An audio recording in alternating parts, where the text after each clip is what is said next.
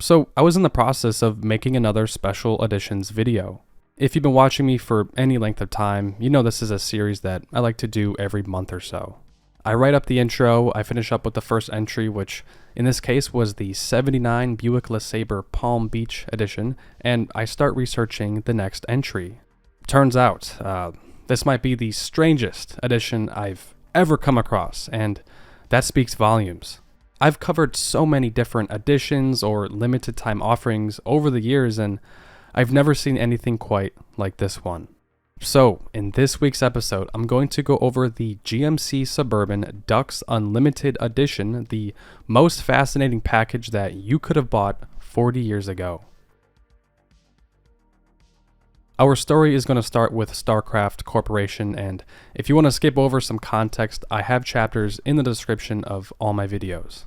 Starcraft Corporation is an aftermarket customizer of vans, sport utility vehicles, and pickup trucks. They target various segments of the automotive conversion market through their various product lines.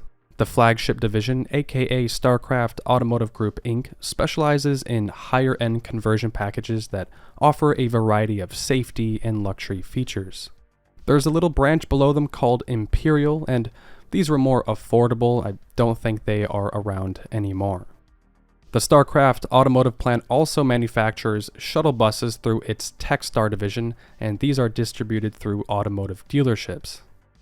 To back up a little bit, conversions have been around for a while, but when it comes to vans and SUVs, this segment was kicking off in the 70s. Starcraft joined the market in the late 70s and became the first company to manufacture luxury van conversions, or at least that's what their website claims. Before then and at the time, Starcraft focused on farm equipment, campers, rowboats, fiberglass boats. It's a very well established company. The company is no longer in the recreational van business, but they still assemble shuttle buses on the Lone Star ProMaster, Ford Transit, Chevy vans, and Ford vans. Here's a 2006 example of the Chevy Express. I'm not sure when they stopped doing these conversions, but these are some very high-end vans. Okay, I think we get the point here. They carried out custom conversions, and during the 80s, when discretionary income was high and consumer spending grew steadily, they were selling great for them. We have the conversion company, the first part of the collaboration. Now we need to tie in Dux Unlimited. For those of you who don't know, Dux Unlimited is a non-profit conservation organization founded in 1937. At that time, the US was in the Dust Bowl era, and drought and habitat loss caused devastating declines in waterfowl populations. By the 1980s, Dux Unlimited had grown into the largest private wetlands conservation organization in North America, with a strong reputation among hunters, outdoorsmen, and landowners. The last missing piece to the puzzle is GMC, and Starcraft and General Motors have worked numerous times up until 1987. So tying in Dux Unlimited was a bit tricky to find, but I did up finding something on their Instagram.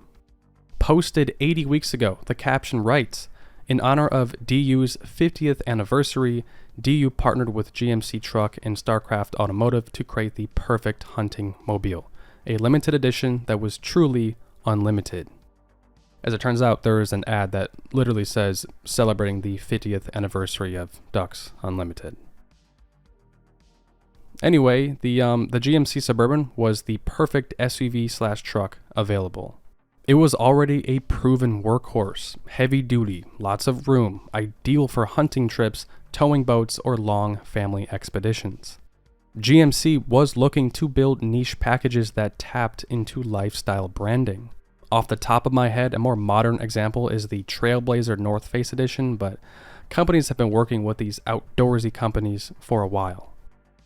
We have all the missing pieces to the puzzle, so now it's time to really dive in on what this package or edition was.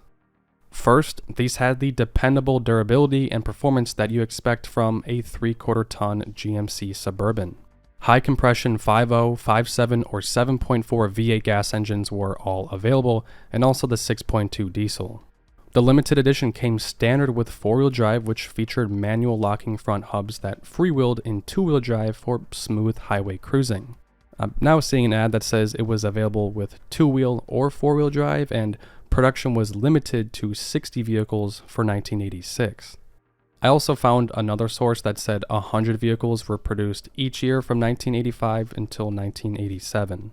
This happens a lot when I do research on pretty much extinct editions that were rare to begin with, so when it comes to production numbers, I'm not entirely sure.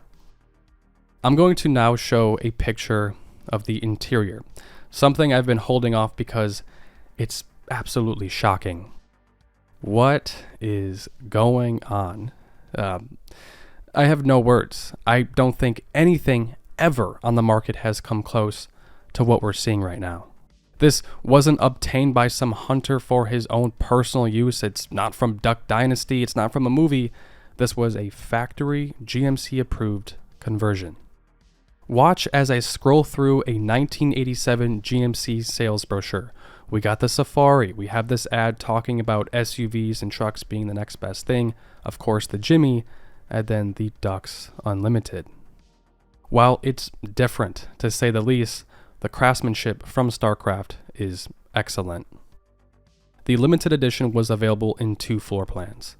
One features 4 chair seats, and the other has 2 chair seats and a rear sofa.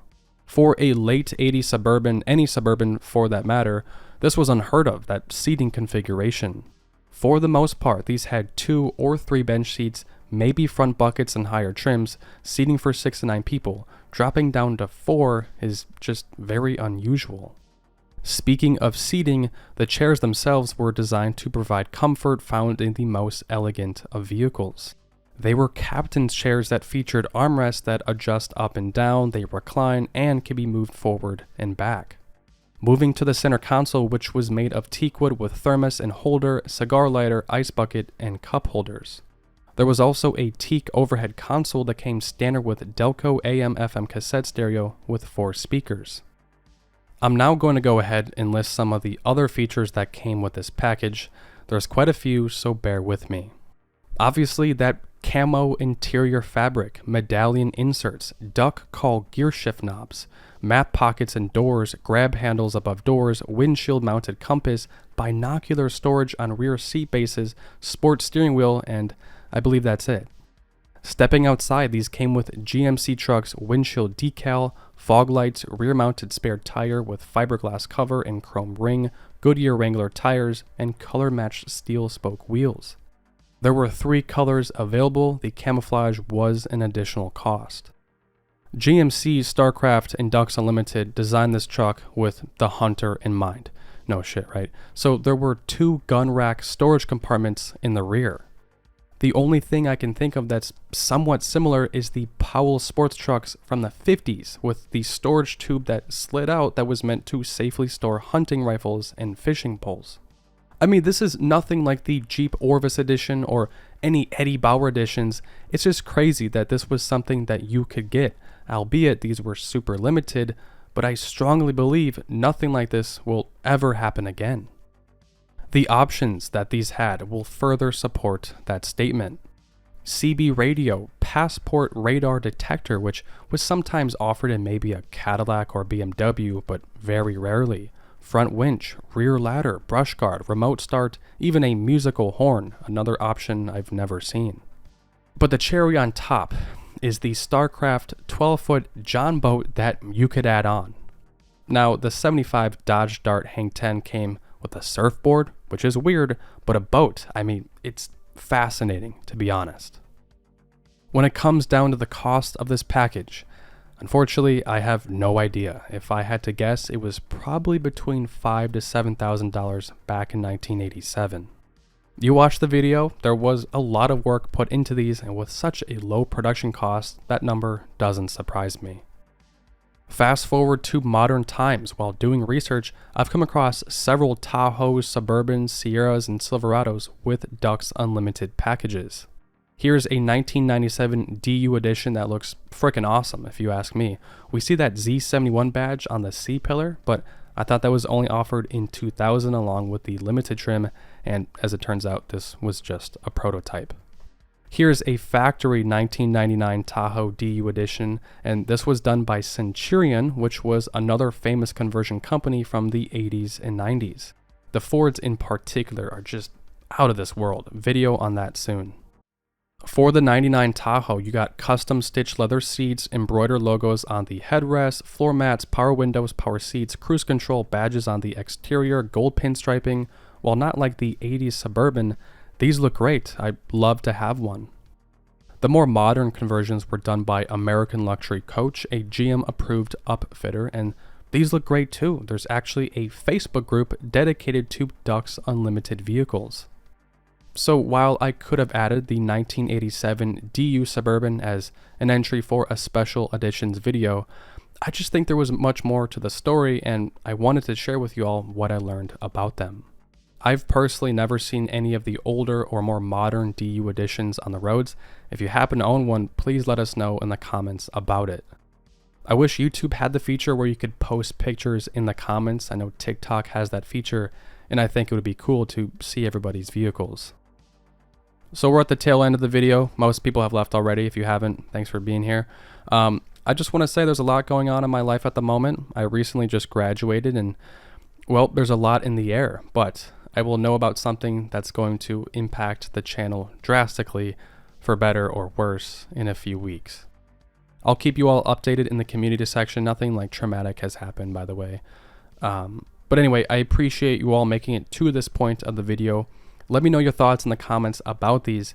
And with that said, enjoy the rest of your week, and I will try and see you all next week.